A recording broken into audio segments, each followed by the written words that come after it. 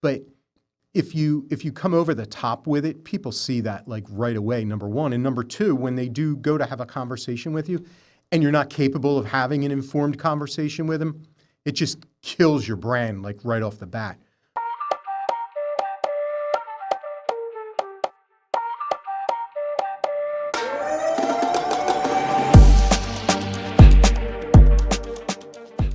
Hi, welcome back to another weekly Q&A series. Thank you for joining me again today. I'm Katie Matthews, and I'll be talking about how young professionals should approach networking and how they could build their personal brand. Sounds fantastic, Katie. Thank you for having me again. Looking forward to it. Let's do it. All right, jumping into question one, how should young professionals approach networking if they don't have many connections yet? Well, a great way to start is to have a story to tell. That's number one. I think a lot of times early in career, students, they have a natural inclination to ask for something right away, like, may I connect with you? But if you really don't have anything to offer of value, like, why would I be interested in that?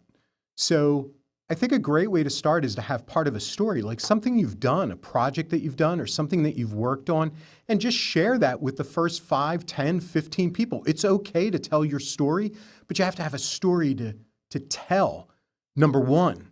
So to just say, I want to connect with you because I want a job, nobody's going to respond to that, really, and nobody should respond to that.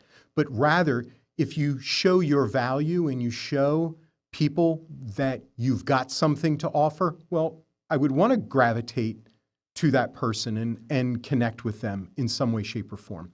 That's number one. The second thing, just very, very tactically, is you all know somebody, a friend, a family, or something who's out in the professional arena and been there for quite some time. Reach out to them and get it started. For our purposes, it's Career Northstar. But the starting point is you need to have a story to offer them, something that you've worked on, something you've done, and that'll get your network going. So what is one mistake people often make when trying to build their personal brand? When trying to build their brand, it's to try to show themselves more than what they are.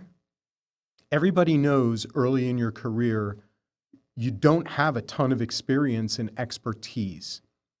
It's when you try to embellish that really in a false way, right? It's one thing to be able to weave your story, like we just talked about.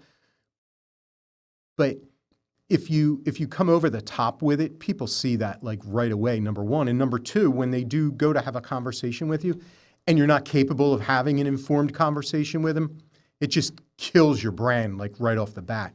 Rather, it's to set proper expectations of who you are and what you are so far, and then be able to share, like present the business value that you added, even if it's small.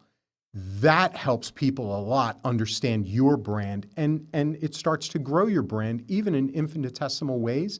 It grows your brand. So when trying to grow your brand, how can you turn a small opportunity into something a lot bigger that could represent who you are? It's to start. That's it. It's if you have got to start with the first step. Don't try to go 10,000 steps ahead.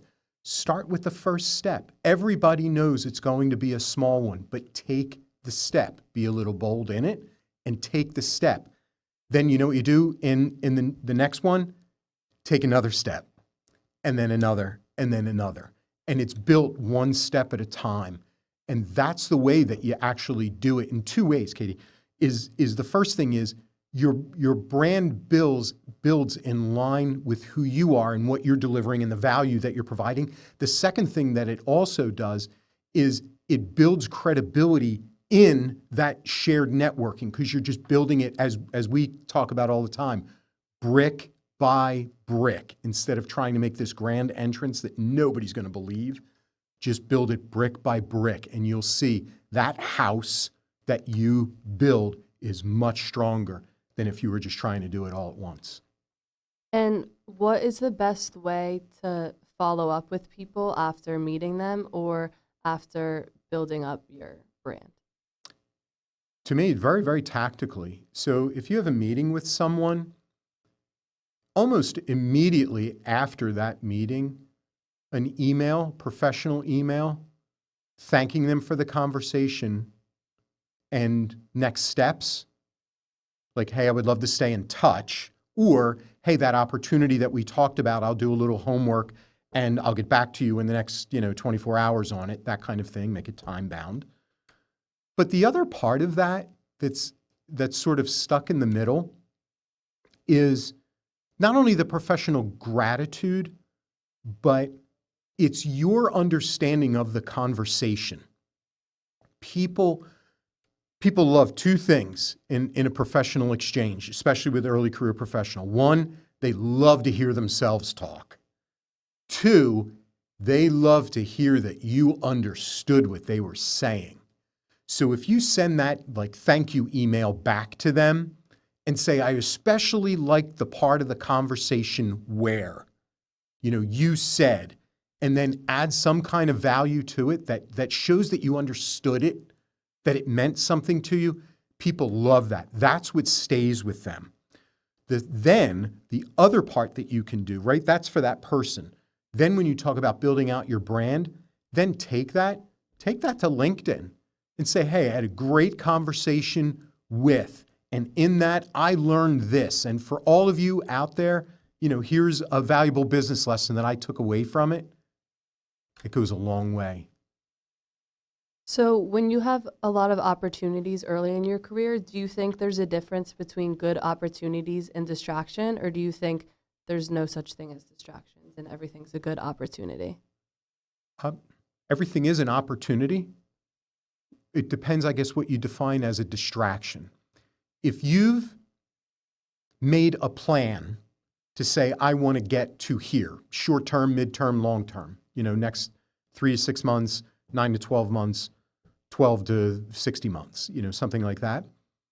If you've made that plan and you're confident in that plan and you're progressing in that plan, and then that distraction sort of comes up, don't fall for the distraction. Fall for the opportunity. An opportunity isn't necessarily the next linear step on your path, like that plan that you make. It's not necessarily the next linear step. It might be a step to the side or a step over or something, over or something. But it's a step towards your goal. Like ultimately it leads to the goal. It helps you build, whatever, characteristics, attributes, skills that you want, but it might not be direct. A distraction is something that takes you backwards or takes you out away from your plan.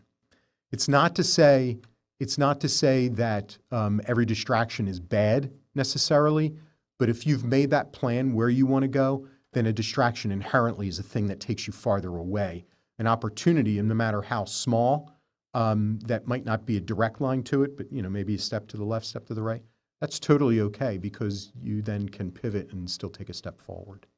And how would you know when to take an opportunity if it could be risky or out of the way of your work rather than just sticking with the work you've been doing? Well, to me, there's two things there. One, early in your career, you can be bold. You can flat out be bold. So risk, you define yourself, what you think is risky and what you don't think is risky. A calculated risk is okay. Like, I've thought about this. There's pros and cons. I've listed them. I think the pros outweigh the cons, and I want to go give this a shot because it aligns to, what I love, what I'm good at, and I can make money, at it. So I think there's something to be said for that. Yeah. So would you say it is riskier later in your career than early? I would say we probably become more risk averse later in our career as opposed to earlier. Because later in your career, you probably have a pretty good idea of what you're doing, where you're going, what your strengths and weaknesses are, what you're comfortable doing and happy doing. Early in your career, you're not sure of any of those things. So you can afford to be a bit more bold with it. And if you stub your toe on it, something doesn't work out perfectly, you can kind of bounce right back from that and get back to where you want to be. Yeah, because I know we've talked about you could shift towards your passion later in your career. Yeah. How do you know when it's the right time to be able to make that move? I didn't know for 30 years. I think when the time is right, it comes to you. That's what it did for me. But it was a calculated risk and a calculated approach and a plan that I made for it. Like I didn't wake up one day and say, "Oh, I think I'm going to go, pivot completely out of, the corporate world and global leadership and this and that, and then, teach in Career Northstar." That happened over a series of years. So it was a plan that I made for it. And then the question ultimately became, is it the right time to execute on the plan as opposed to I'm going to wake up on like a random Wednesday and be like, "Oh, I think I'll do this." That's the worst thing to do, right? Because you're not prepared for any of it. You don't have any kind of plan B. You're just kind of burning the ships and going. Nah, you don't need to do that.